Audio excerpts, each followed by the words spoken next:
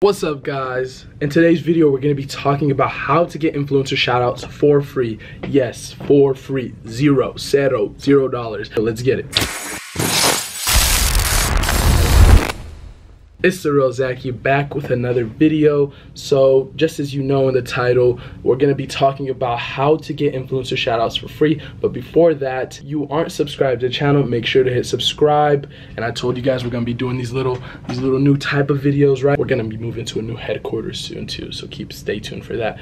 But also, if you haven't subscribed, hit the notification bell and definitely drop a thumbs up if you find some value from the content. $10,000 giveaway to 2 people. If you haven't followed me on my social channels, I'm not really shouting it out that much on here. 10K, 2 people, plus mentorship where I teach them exactly how to use the money and turn that 10K into immense amount of wealth. How do you communicate with an influencer and get them to do shoutouts for free? Have I done this multiples of times?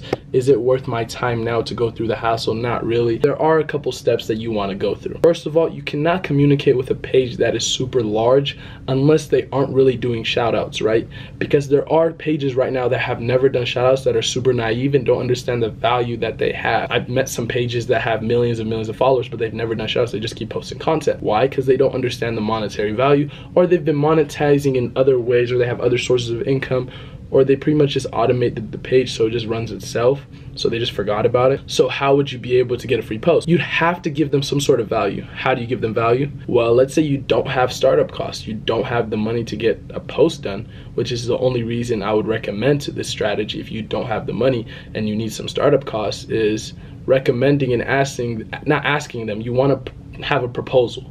It wouldn't be an ask, because if you ask, they're just gonna feel like they're giving you something. You want a proposal and paint a picture as in it's a benefit for both of you guys to partner up, and they run the advertising and you run the store aspect and the product fulfillment, all of that. And you definitely want to have the weight of the majority of the work on your side, so they feel as if they're not doing much and they're gonna make some money.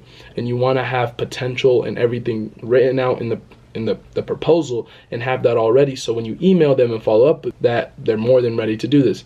So usually I don't automatically come at them with this. I usually, what's up, hey, what are your shout out rates? So then after they respond and they tell me their shout out rates and I know what they're kind of worth, then I start giving them a gauge of, oh, by the way, like I had this amazing opportunity that if we partnered up, I knew we would have the potential to do X, Y, and Z. These are human beings, as I've said in another video. These are human beings that you guys need to understand that they have emotions. They want the goals that you have. Some of them are making immense amounts of money. Some of them aren't making a couple grand a month. Like, it really varies depending on the page size, depending on how they monetize the page, depending on their sources of income, right?